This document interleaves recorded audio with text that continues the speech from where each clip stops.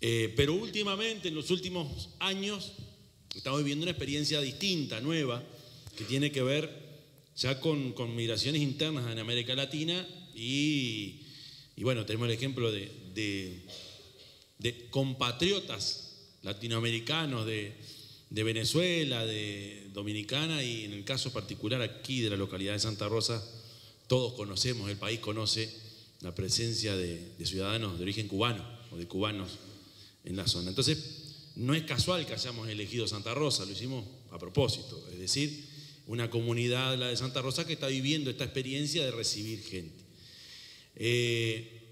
La humanidad ha vivido experiencias de migraciones permanentemente. Eso, mi debilidad por la historia hace que uno analice las oleadas migratorias en distintos continentes y todos los días te sorprendes al leer experiencias distintas de otras zonas del mundo donde de repente no conocemos tanto. Capaz que lo que más conocemos es Europa y conocemos menos América Latina. Y las noticias que nos llegan con respecto a las migraciones de allá, de aquel primer mundo, de Europa, no son nada halagüeñas. Lo que nos llegan por lo general son noticias bastante crudas, duras, de lo que pasan fundamentalmente la población de origen sirio, de origen africano, que busca un horizonte en Europa. Y bueno, la realidad hoy nos está mostrando que hay historias de mucha crueldad ahí y de tristes resultados. E incluso nos llegan también noticias de las posturas de algunos gobiernos de los países desarrollados, que parecerían pescar allá en la década del 30 sus posturas actuales, cosa que debe preocuparnos. Algunos brotes complicados que se visualizan por allá. Pero concretamente aquí lo que nos interesa es analizarnos como sociedad canaria y uruguaya, cómo estamos nosotros, cómo estamos los uruguayos para recepcionar o cómo somos nosotros como anfitriones y analizar nosotros mismos. Y qué cosas deberíamos como sociedad tener en cuenta para seguir siendo aquel país que se construyó a principios del siglo XX con los brazos abiertos, recibiendo gente, que por lo general los países vecinos expulsaban, los viejos anarquistas, los sindicalistas que venían desde Argentina, y este Uruguay que nosotros le llamamos Uruguay ballista, pero que sabemos todos que no es el Uruguay exclusivamente de esa colectividad política, sino fuimos fraguando una forma de ser que nos ubicó en la región y en el mundo como un país hospitalario, como un país de vanguardia. Pasó el tiempo, pasaron 100 años y está bueno ver si seguimos siendo iguales o si nos pasó algo. Y lo que veíamos ahí, por lo menos, es que Santa Rosa sigue siendo el mismo pedacito de país hospitalario en el que nos formamos. Los testimonios hablan de una comunidad o de una ciudad que ha sabido mantener aquella tradición que yo soy un defensor a ultranza.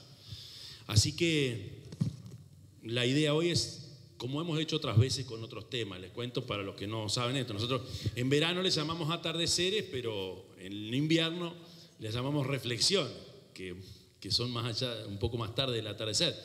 Lo hacemos y esta modalidad, donde yo aparezco un poco haciendo de Mirta Legrand, es un poco disparar reflexiones.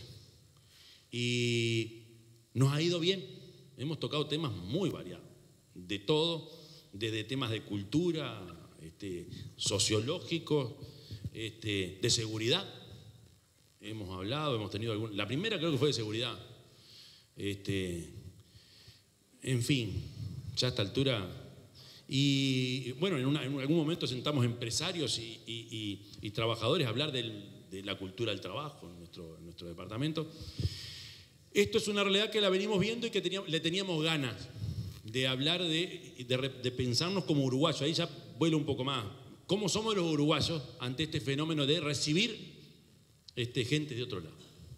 ¿Seguimos siendo los mismos? Esa es un poco la idea. ¿O hemos cambiado? Y si hemos cambiado, ¿qué cosas han pasado? Así que la primera pregunta que se me ocurre hacerla a los tres, simple como para empezar y hacer un poco de boca. Después vemos, la idea es ponernos no mucho más de una hora, y después sí habilitar algunas preguntas concretas para ustedes. No, yo no, en este caso yo no respondo. Los que saben están acá adelante, menos yo. Así que para hacerlo más dinámico nos ponemos un tiempo, hacemos 4 o 5 preguntas disparadoras y después la idea es que ustedes también tengan cosas para preguntar. Así que lo primero que se nos ocurre y que nos anotamos alguna cosa es ¿por qué piensan ustedes o qué fortalezas tiene nuestro país para ser receptores, ahora sí, de inmigración interna dentro de América Latina? ¿Cuáles son las fortalezas que a ustedes les parece que tenemos? O si en realidad no somos tan distintos al resto y somos igual que América Latina. Empiece el que quiera. Antes que nada, agradecer al gobierno canario, agradecer al intendente por estar en este espacio. Es un gusto estar con Valeria, que nos conocemos hace muchos años, y con Rafael, que nos volvemos a reencontrar de haber sido compañeros de carrera de la facultad, así que es un gran gusto estar acá. Saludar también al vicecanciller y al director general de Asuntos Consulares, Jorge Muiño, a la directora del Museo de las Migraciones, al cónsul de la República de Cuba, con quien estamos en permanente contacto y trabajando mancomunadamente en el tema migratorio. Respecto a su pregunta, yo quisiera hacer unas reflexiones que tienen que ver más que nada con el marco de la legislación comparada y resaltar en este punto los avances normativos que tiene el Uruguay para garantizar los derechos de las personas migrantes. Hace algunos años, en el año 2008, se aprueba en el Parlamento la Ley 1850, la Ley de Migraciones. Nuestra organización tuvo el honor de poder acompañar al Estado uruguayo en la promulgación de esta ley que coloca al país en los estándares de derechos humanos a nivel regional y también internacional. Este es un factor no menor que da cuenta de un país que se ha venido preparando desde no solamente una adecuación normativa, sino garantista en materia de derechos para las personas migrantes. Digo esto porque no es un tema menor. Yo acabo de llegar, tuve una experiencia de contacto directo con las personas migrantes en otro país de la región y realmente las garantías que ofrece el Estado uruguayo, tanto en acceso a la salud, en acceso a la educación y sobre todo lo que tiene que ver con la regularización de la situación migratoria, consideramos que es una gran oportunidad para que el país pueda trabajar en una política inclusiva en materia migratoria. Esto por un lado. En lo que tiene que ver con factores más allá de orden social, recordemos que el Uruguay transita en proceso de inmigración en un periodo reciente. Durante mucho tiempo el Uruguay perdía población y bueno, sus grandes preocupaciones era cómo recuperar sus vínculos con sus nacionales emigrados en el exterior y apoyar las políticas de retorno. Este fenómeno de inmigración que caracteriza a América Latina, las tendencias hoy es a una migración intrarregional y extracontinental, coloca a los estados en una necesidad de ayornar sus estructuras normativas e institucionales para dar cuenta de esta migración. Y eso supone también trabajar con los vectores de la integración y la inclusión social que son fundamentales. El Uruguay está transitando por este camino desde distintos ámbitos de trabajo interinstitucional en el marco de la Junta Nacional de Migración para poder atender y ayornar al país para esta nueva realidad migratoria. Hola, buenas tardes para todos. Voy a ir directamente a la pregunta que planteaba Yamandú. ¿Cómo somos los uruguayos? ¿Cómo hemos sido los uruguayos frente al fenómeno migratorio? Lo primero que me parece importante decir es que hay que evitar las grandes leyendas, las negras y las blancas en general. Y, por ejemplo, esa idea de que hemos sido siempre un país de puertas abiertas, de inmigración irrestricta, no encaja con la realidad. Ya en 1890, por allí, había una ley que prohibía la inmigración asiática y africana. Y, por ejemplo, mis 4 abuelos, que son en todos los casos judíos, vinieron sin problemas al Uruguay, previo a esa década del 30, donde allá en Europa se pescaban malos peces, como tú decís. Pero aquí en la década del 30, en Uruguay, a los judíos no les fue nada fácil ingresar, más bien les fue casi imposible. Uno podría decir, hay un famoso episodio de un barco que llega hasta el puerto uruguayo, que es el Conte Grande, y es devuelto finalmente esa población, si mal no recuerdo, queda en Bolivia. Y bueno, eso es para un poco poner en entredicho esa imagen del Uruguay siempre abierto de puertas. Y si nos vamos incluso más atrás en el tiempo, podemos hablar de quienes antecedieron al Uruguay, digamos, a los orientales. Bueno, los orientales tuvieron migrantes, pero tuvieron migración forzosa. Estamos hablando de los esclavos. Los esclavos que fueron importados como si fueran mercancía a la banda oriental. Los pueblos están en permanente tránsito, en permanente cambio. Siempre necesitan mitos para verse al espejo, porque si uno no reconoce algo propio y a alguien como diferente, ¿para qué ser un pueblo? ¿Para qué tener un país propio? Pero esos mitos sobre uno mismo van cambiando permanentemente. Lo que decía Alba está absolutamente en línea. Uruguay hoy tiene una legislación de avanzada en la materia. Pero lo que nosotros observamos ahora entrando en el terreno de la opinión pública es que hay un desfasaje. Hay frecuentemente un desfasaje entre lo que podría ser el ciudadano de a pie y las élites que, por ejemplo, promulgan leyes o elaboran discursos. El ciudadano de a pie en Uruguay está mucho más escéptico de lo que parece si uno lee a las élites. Voy a citar un solo dato. Los datos de opción van a ser publicados en breve sobre un par de preguntitas en la materia, pero voy a citar un solo dato que es de la Unidad de Población de la Facultad de Ciencias Sociales, un muy interesante informe, una muy interesante encuesta realizada a la población uruguaya el año pasado, y dice que un 40% de la población está en desacuerdo con que es bueno que los inmigrantes lleguen al Uruguay. Creo que eso tiene que encender una luz amarilla en un sistema político que, más allá de la dicotomía izquierda-derecha o centro también, en el caso del Uruguay ha estado más bien en sintonía con el tema migratorio. Es decir, no hay grandes debates, no tenemos en el Uruguay de forma significativa los partidos xenófobos, ¿verdad? Que sí hoy son moneda corriente en Europa y con mucho éxito. Venimos de ver, por ejemplo, cómo Marine Le Pen disputó competitivamente un balotaje en Francia, por citar un solo ejemplo. Entonces, ese desfasaje que hoy existe en la opinión pública y las élites, creo yo, que es uno de los fenómenos más importantes que debemos atender. Bueno, hola.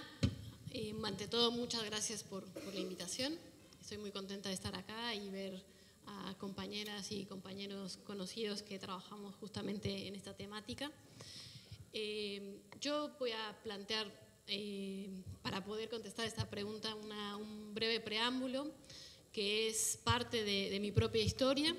Yo nací en un país de 120 millones de habitantes y volví a nacer 23 años después en un país de 3 millones.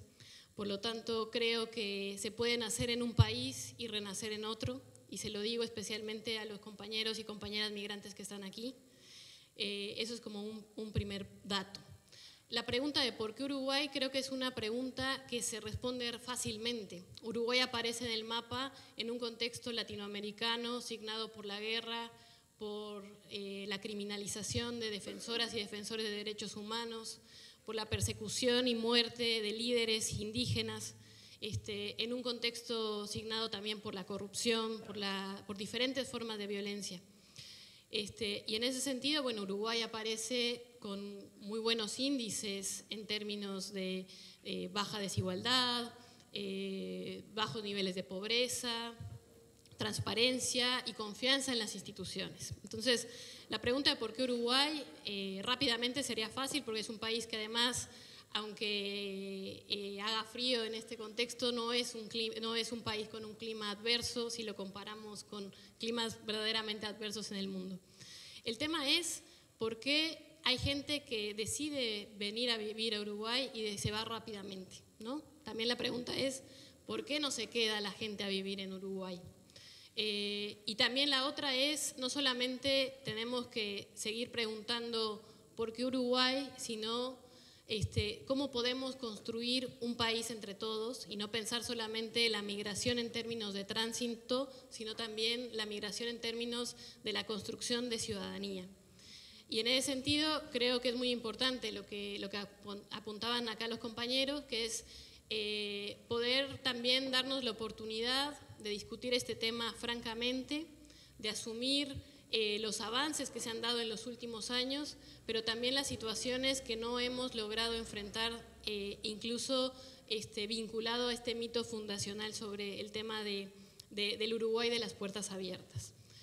¿Por qué digo esto? Porque si bien se ha avanzado normativamente, a nivel constitucional todavía tenemos el artículo 37 constitucional que dice: la inmigración será regulada por ley, pero bajo ningún defecto, bajo ninguna circunstancia, el migrante adolecerá de defectos físicos, mentales y morales. Es una norma vigente hoy en nuestro país.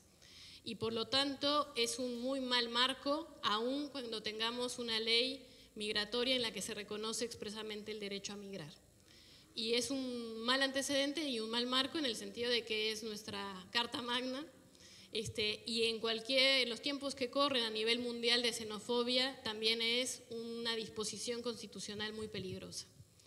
Y creo que esto hay que tenerlo en cuenta. Y también tener en cuenta que tenemos que poder dar un paso más cuando hablamos del tema migratorio y poder empezar a hablar de ciudadanía y nacionalidad para poder construir efectivamente esta comunidad entre todos, y poder también identificar cuáles son los aspectos que están dificultando que la población en general identifique que la migración es positiva no solamente para la comunidad de origen, sino para la comunidad de destino. Pero bueno, va a haber oportunidad para seguir charlando. Bueno, tres cosas. La primera, que Fernando nos avisa que por una situación personal no llega, o sea que no va a venir, quedará para otra, pues se nos ocurren cosas para el movimiento sindical, pero bueno, lamentablemente no puede estar con nosotros. Lo otro es que me di cuenta que yo hice un discurso también raro, lo que dijo Rafael me mató, no somos tan así, tiene razón, construimos nuestra imagen, pero por experiencia propia sabe las vicisitudes que tuvieron tus antepasados, ¿no? Y lo otro, que ya saltó uno de los temas que yo quería plantear, que era este tema del rechazo, de la xenofobia. Yo no sé si se acuerdan, si nos acordamos, cuando el expresidente Pepe planteó una vez que sería bueno que vinieran migrantes, no me acuerdo de qué origen, para trabajar a Uruguay. Bolivianos pero aquello fue, me acuerdo, de expresiones de todo tipo. Ahí fue que nos dimos cuenta, es cierto que Pepe no tiene mucho filtro, dice lo que piensa y siente, creo que nos viene bien, pero ahí vimos que teníamos algunas dificultades. Y bueno, y la pregunta o la otra reflexión era, ¿existe en mayor o menor grado señales de rechazo, de xenofobia, como se llama? Creo también, y yo no debería opinar, pero creo que también tiene que ver con los tiempos y los momentos que vive cada sociedad y la realidad y los discursos que se elaboran en base a la realidad que tenemos. Hay distintos tipos de discursos, unos peores, otros mejores. Entonces la pregunta era, y es, como sociedad o como el gobiernos, incluso hasta nosotros, y la sociedad, en virtud de que no estamos vacunados contra la xenofobia, Uruguay tampoco nació vacunado, lo entiendo,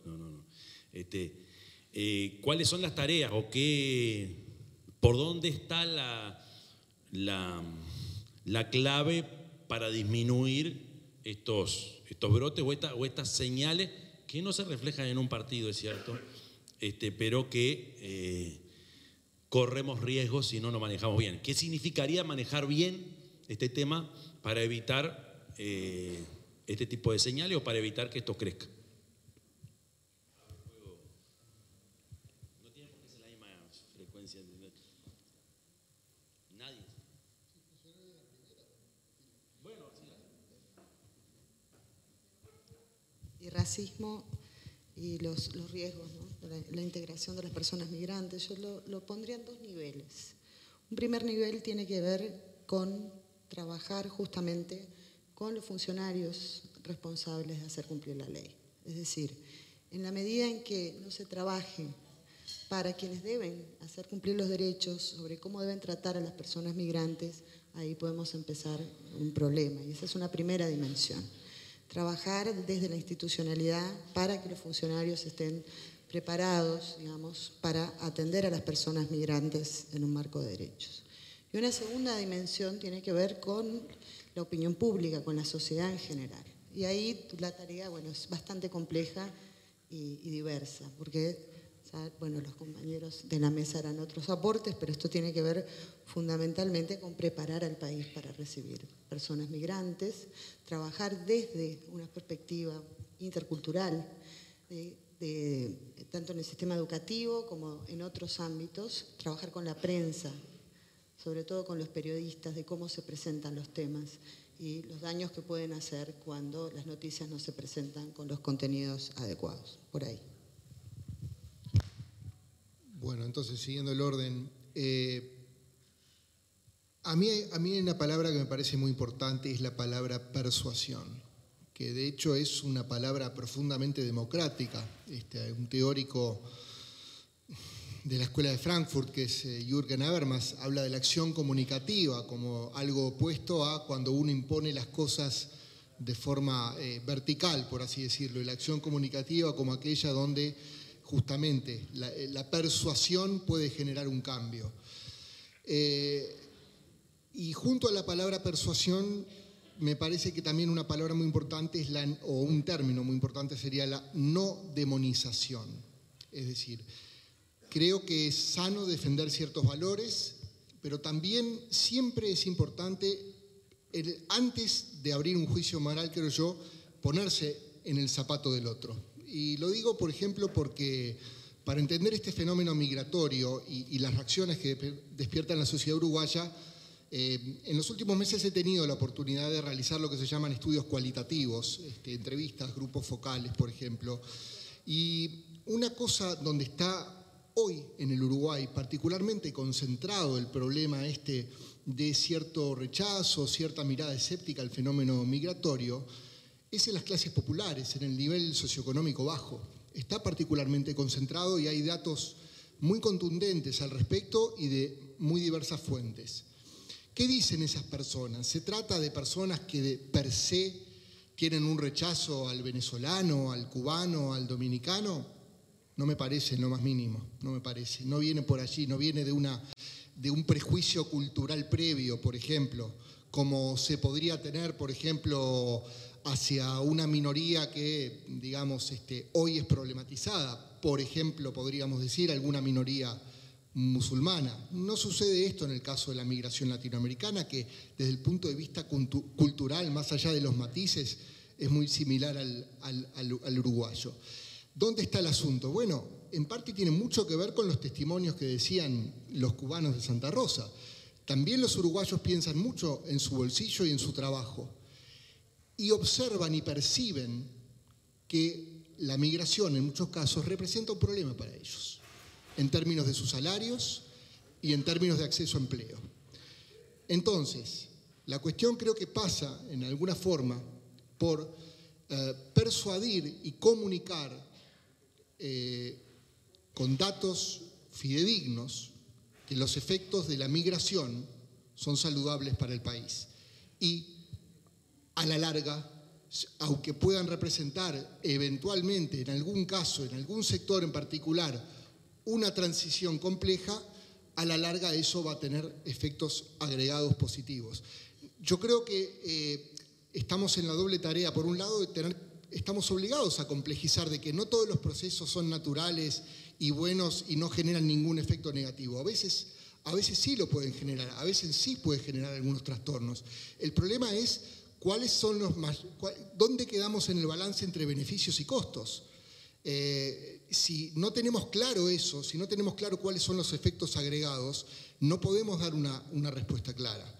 Creo que es muy importante, aunque uno esté en desacuerdo con una persona que se opone, por ejemplo, a la llegada de inmigrantes, hacer ese trabajo, primero de ponerse en los zapatos, para luego sí poder hacer un trabajo de acción comunicativa y persuasión.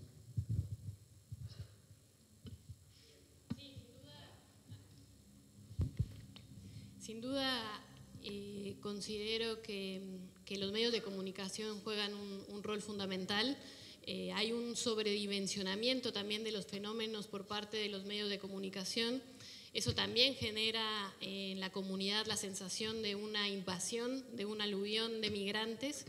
Y en definitiva hay que pensar también en estos números, ¿no? Estamos hablando que Uruguay podría recibir más migrantes de los que hoy tiene, sin duda. No necesariamente está preparado institucionalmente para ello, pero podría eventualmente recibir más migrantes. Entonces, en ese sentido es muy importante hablaban de persuasión y yo hablo también de tener cautela en el sentido de cómo los medios de comunicación van instalando una agenda que tanto las organizaciones de la sociedad civil como el propio Estado toma como propia y termina eso marcando el pulso y los ritmos de las decisiones, y eso es muy peligroso. En ese sentido, creo que esa es una alarma de cómo se va generando el caldo de cultivo para generar esta xenofobia, que evidentemente podemos utilizar varios instrumentos. Otro instrumento de análisis muy valioso es los comentarios que están debajo de las noticias en los portales de internet, dan cuenta de esta sensación térmica del odio al otro y que es muy importante tener en cuenta. Y por otro lado también está la responsabilidad del Estado en todo esto. Creo que sin duda hablar de la xenofobia de la comunidad como una entelequia también resulta fácil, pero es importante ver a la interna, qué se puede generar para poder activamente prevenir y combatir esta xenofobia o esta potencial xenofobia. Y en ese sentido, por un lado, apuntar, yo estoy convencida que Uruguay puede tener la mejor política migratoria del mundo. Estamos en una encrucijada en la cual en la región se van apagando las pocas luces que quedaban en términos de reconocimiento del derecho a migrar. Hay que ver la situación en Argentina, en la cual por suerte ahora se declaró inconstitucional un decreto de Macri en el cual aceleraba los trámites de deportación y generaba estancias de detención migratoria. El caso de Brasil también da cuenta de una situación similar. En Chile también la ley que se va a aprobar no es menor. Y por lo tanto también en esta coyuntura que estamos viviendo hay que analizar que si vemos de los últimos 10 años para acá, creo que estamos en un momento donde sí están surgiendo los brotes del discurso xenófobo. Hay una polivalencia del discurso en el sentido de que hay algunos actores políticos que antes no se interesaban en el tema migratorio, por ejemplo, del Partido Nacional o del Partido Colorado, y que ahora aparecen muy preocupados, pero sobre todo politizando la situación, y creo que eso es importante analizarlo, sobre todo porque en su relato, no hablan de una migración autónoma, sino que hablan de una migración necesariamente ocasionada por una situación de trata y tráfico de personas, que es un caso que hay que analizar, que es un caso que también a nivel institucional cuesta mucho, porque hay una ley que se está discutiendo hoy y que no se está priorizando, pero por otro lado también hay que identificar que las políticas restrictivas, las políticas migratorias restrictivas son las que generan las condiciones para la explotación laboral, para la explotación sexual y para las condiciones no dignas de trabajo. En ese sentido, creo que también en esta sensación que pueden llegar a tener muchas trabajadoras y trabajadores nacionales en relación a la competencia que puedan tener en cuanto a la oferta de trabajos, hay que identificar que también hay una desinteligencia institucional al no aprovechar todas aquellas personas que, no en términos utilitarios, sino en términos de integración plena, personas que vienen muy formadas del exterior y que terminan accediendo a trabajos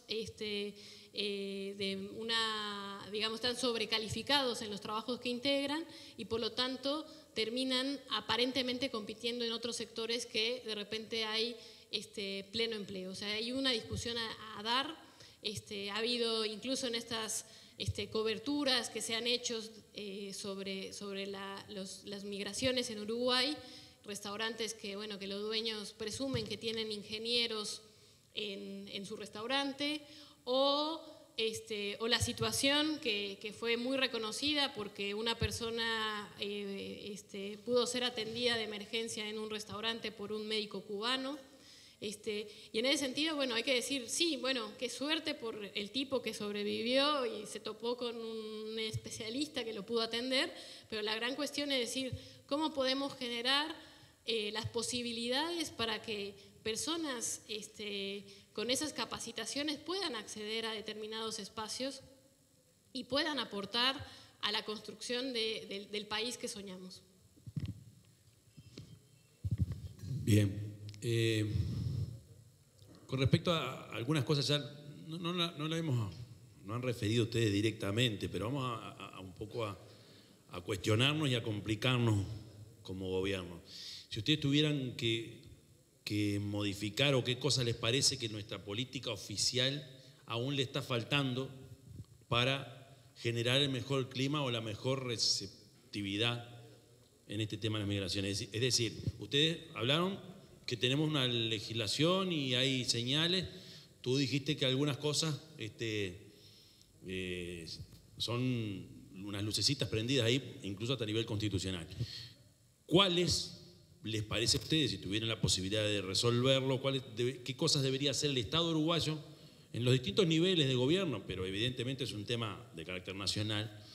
¿Qué le está faltando al Uruguay o qué cosas ustedes criticarían o critican? Incluso a veces son temas de tiempo. Hay proyectos que están durmiendo o que están ahí o que quizá no hayan salido con la velocidad que se requiere. ¿Les parece que, de repente, capaz que les parece que está bien así, pero me imagino que siempre hace falta un poquito más y todos tomaremos nota, los que tenemos alguna responsabilidad pública?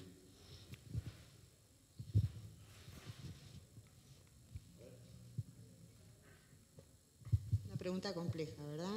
Pregunta compleja porque es un proceso en construcción. La política siempre está en construcción, en revisión y siempre es mejorable en los distintos ámbitos y en las distintas dimensiones. Yo quisiera tal vez hacer referencia a algo que decía Rafael, ¿no? Que la migración no sea un problema y que esto requiere, es muy importante, los datos, buenos sistemas de información, ¿no? De información coordinada y ayornar los sistemas estadísticos y los sistemas de información en todos los niveles para contar con datos que puedan ser una guía y una hoja de ruta para los decisores. Yo voy a dejar a la experta legal en decir qué ley se podría, además de quitar el artículo 37 de la Constitución, ¿no? Pero la voy a dejar a ella con eso. Lo que sí me parece... Vuelvo a este tema de que yo decía, el tema de la comunicación, que me parece un tema central. ¿Por qué? Bueno, pienso en un caso, por ejemplo, en Donald Trump. Todavía creo que estamos todos los que estamos en el tema de opinión pública en el desafío de explicar un triunfo que parecía imposible pocos meses atrás. Primero la interna de su partido, el republicano, pero después en el electorado general norteamericano, ¿verdad?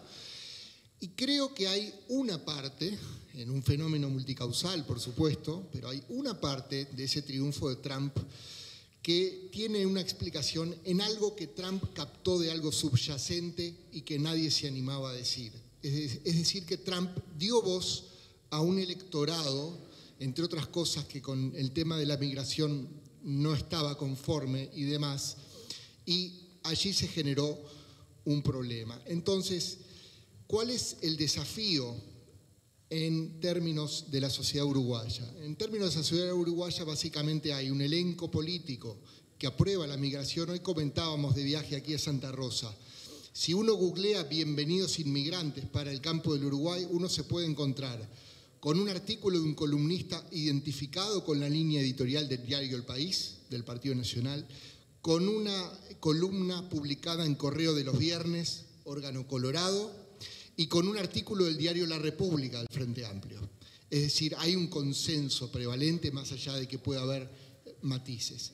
¿Cuál es el punto? El punto es que hay al mismo tiempo una opinión pública o un electorado por allí que no está en esa sintonía. Y entonces lo que hay que ver es cómo, sin dejar de defender, por ejemplo, esta ley que tenemos y que es un producto de avanzada, como decía antes, cómo integrar a ese electorado y no simplemente barrarlo por debajo de la alfombra. Creo que ese es uno de los grandes desafíos que tienen los elencos políticos en Uruguay.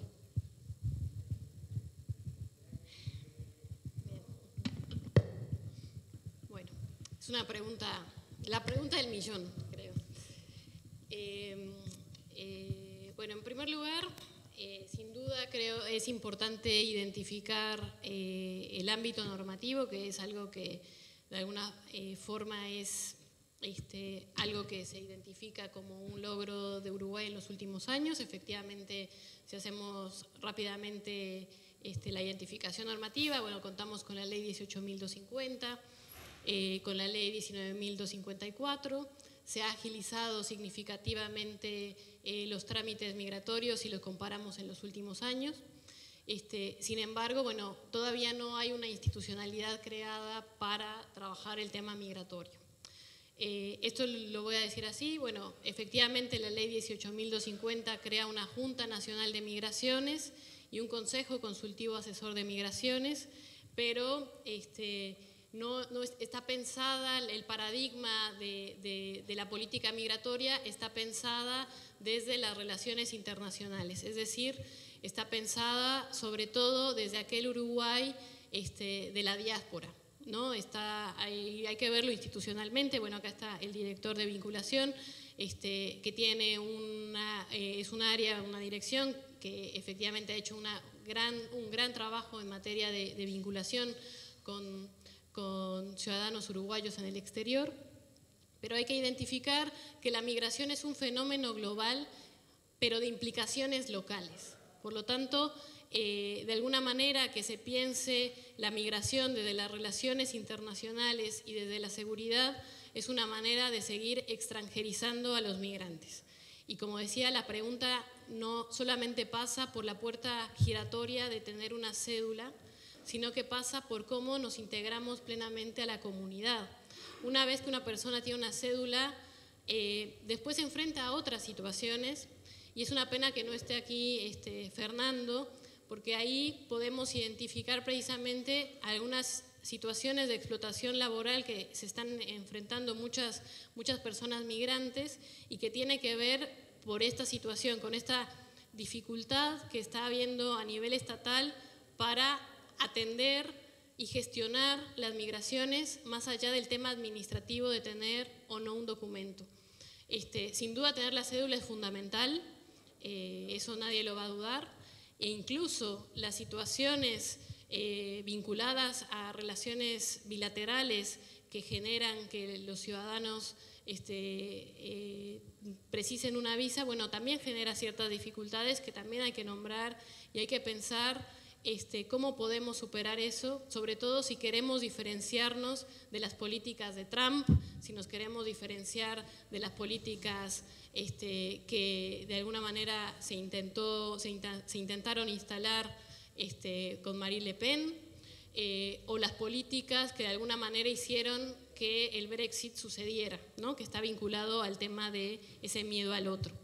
Y yo estoy convencida que cuando hay un trabajo con la comunidad, esta xenofobia que es miedo se puede convertir en otra cosa, porque en definitiva,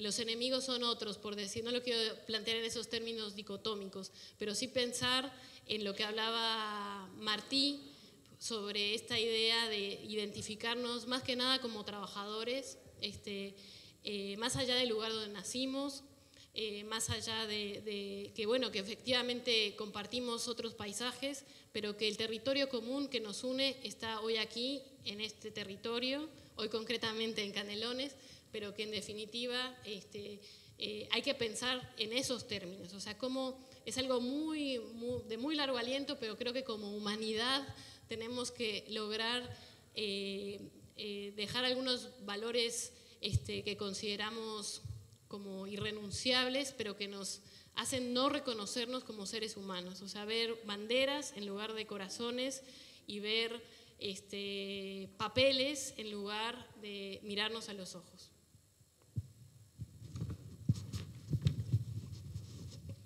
Se me ocurre, ahora lo planteé desde qué cosas deberíamos, o les parece a ustedes que deberíamos corregir desde el escalón oficial, pero la pregunta puede ser planteada también qué cosas, capaz que la respuesta es parecida, qué cosas deberíamos hacer o se debería hacer desde la sociedad civil organizada. Yo hoy estoy aquí como intendente del departamento, pero lástima no está Fernando, como tú dijiste, que nada menos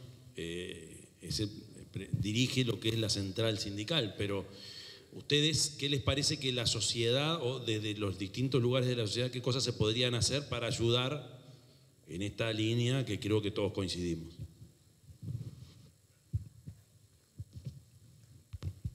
Un trabajo de prevención, ¿no?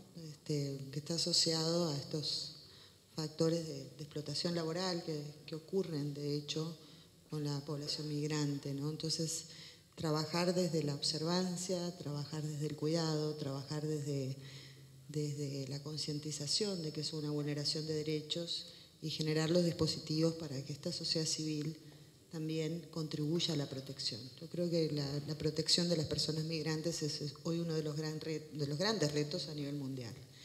Y que las situaciones de explotación se dan cuando, digamos, quedan vacíos en términos de observancia, vigilancia y generación de dispositivos para la denuncia de esta situación.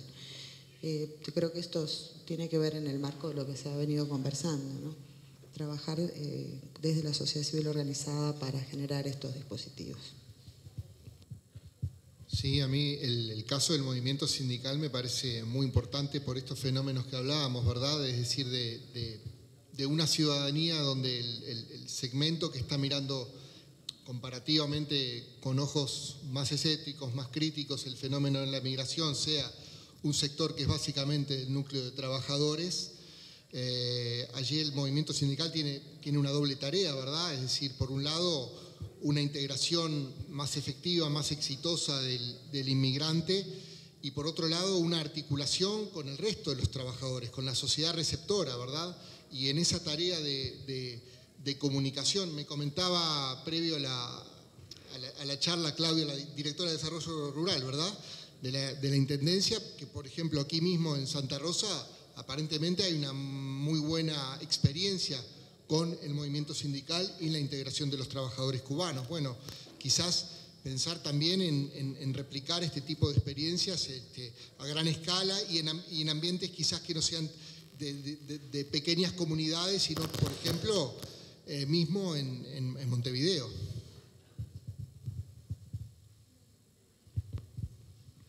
Bueno, desde la sociedad civil organizada se vienen generando diferentes estrategias que tienen que ver desde la incidencia política, así de visibilizar algunas dificultades que se dan desde la gestión pública, pero también en la generación de redes de contención y apoyo, que son fundamentales, y que de alguna manera también, por otro lado, hay otros desafíos que vinculan precisamente al PIT-CNT y que están asociados a parte de las reflexiones que tuve en mi última intervención, que tiene que, bueno, de identificar, de podernos identificar como trabajadores más allá del origen nacional. Y eso de alguna manera también la emergencia xenófoba puede aparecer en algunos sectores. Se ha discutido concretamente, por ejemplo, con el Sindicato de la Pesca, que establece un porcentaje de ciudadanos nacionales. Se está planteando también en ámbitos artísticos, que en un encuentro que tuvimos hace poco, por ejemplo, a nivel de orquestas nacionales, bueno, que se está tratando de, no se está pensando en, bueno, cómo podemos tener la mejor orquesta del mundo, sino cómo podemos tener la orquesta con más uruguayos. Y eso es una discusión que de alguna manera no nos permite ver la potencialidad que tiene las migraciones, de poder construir juntos, en definitiva. Y por otro lado, que también tiene que ver con cómo se para el movimiento sindical ante algunas situaciones concretas, como por ejemplo ha sido la situación de los megaemprendimientos, con el caso de las papeleras, que también ha habido situaciones concretas que han involucrado a ciudadanos extranjeros, y digo extranjeros porque en principio no había una intención de radicarse en Uruguay, y se veía como un trabajador de paso, pero bueno, ahí también o trabajador temporario. Entonces, bueno, ahí también hay que identificar eso desde el movimiento sindical, cuáles son los desafíos que plantea esto. Sobre todo también la manera en la que se logra generar vínculos con los trabajadores, que se identifique no que el migrante va a trabajar por menos plata y no va y va a laburar, por ejemplo, un 1 de mayo, cuando más bien se está identificando que hay empleadores que se aprovechan del desconocimiento de la población migrante sobre las conquistas logradas en Uruguay, y eso genera esos desfasajes. Entonces eso también es fundamental poder tratar de construir.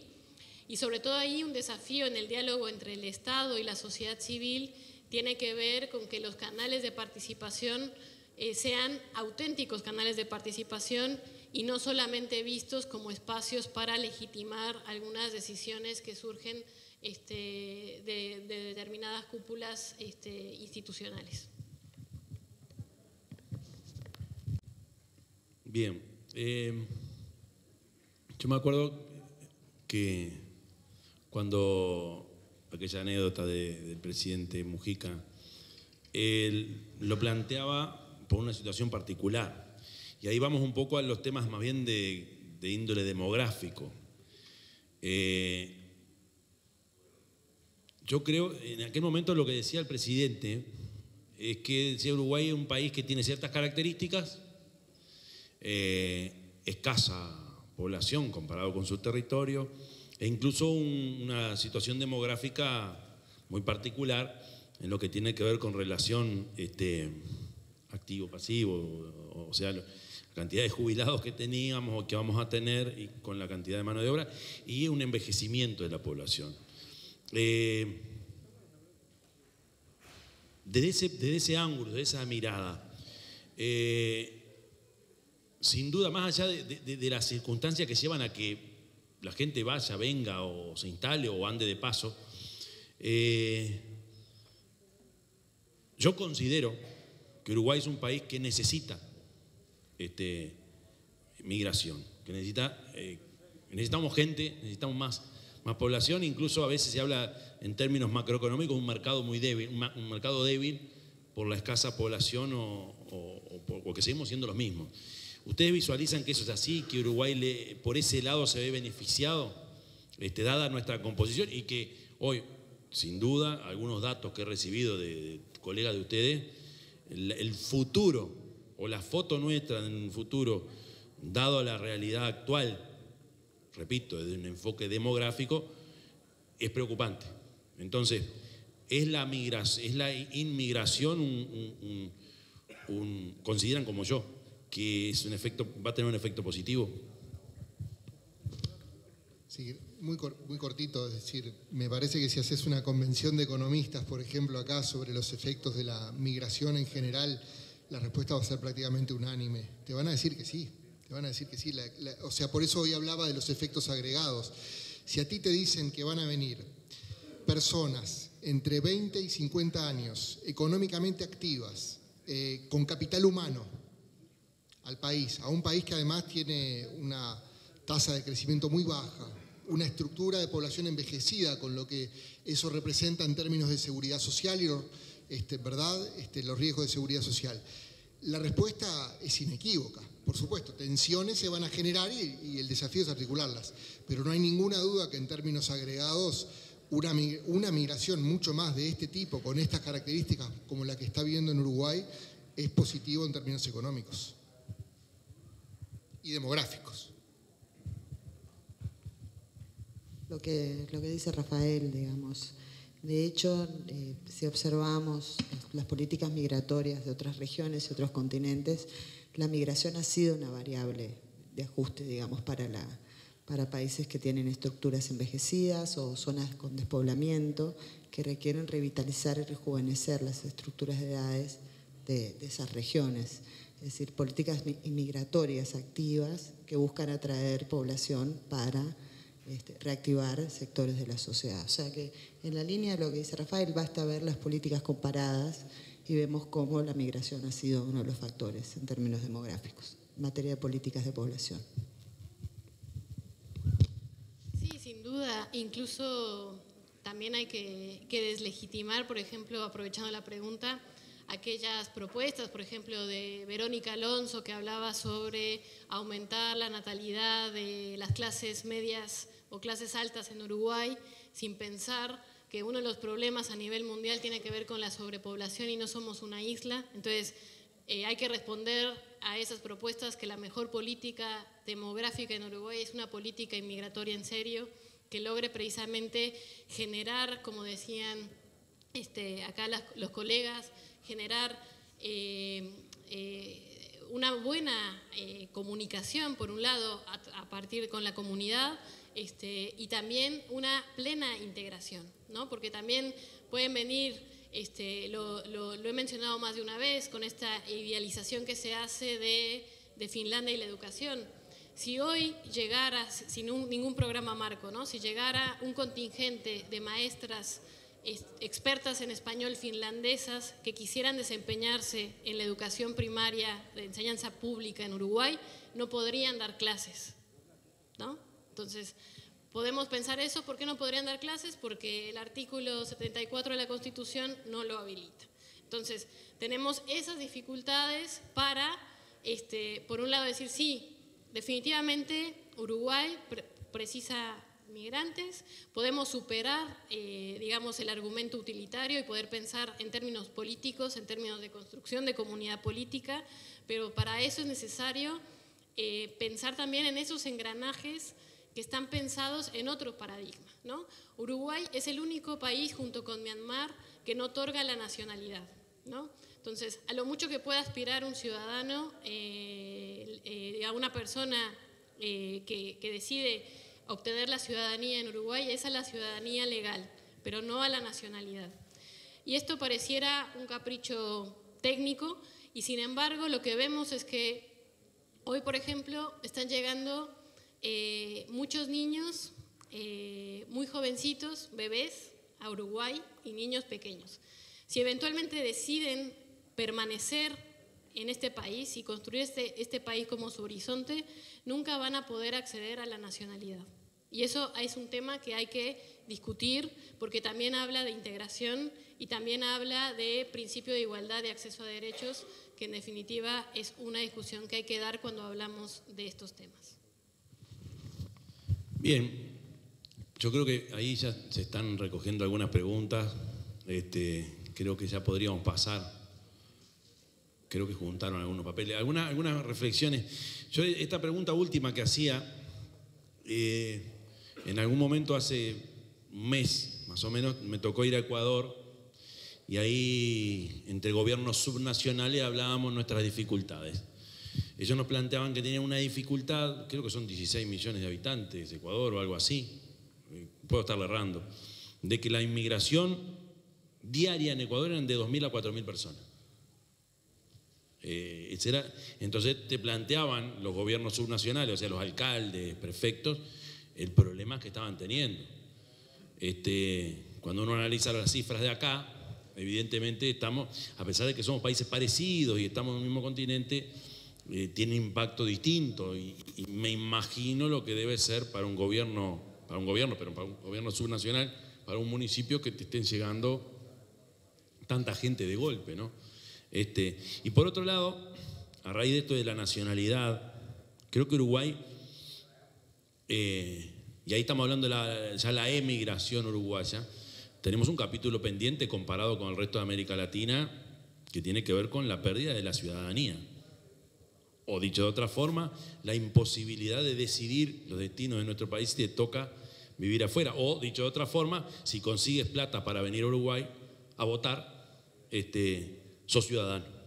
Pero si eso no ocurre, digo, a modo de reflexión también sobre el nosotros, como el nosotros a veces es un poco frágil y el resto de América Latina lo tiene resuelto. Chile creo que era uno de los últimos que tenía que resolver, lo resolvió. El mundo lo ha resuelto. Hay algunas islas, nosotros somos una de esas islas que todavía no resolvió eso. El otro día lo decía nada menos que Vilela Herrera, como sociedad todavía estamos en deuda con eso, cuando nuestros vecinos incluso ya lo han resuelto. Pero bueno, eso es otro capítulo que tiene también que ver con ese nosotros y que tiene que ver con el tema de la nacionalidad que yo no lo he manejado.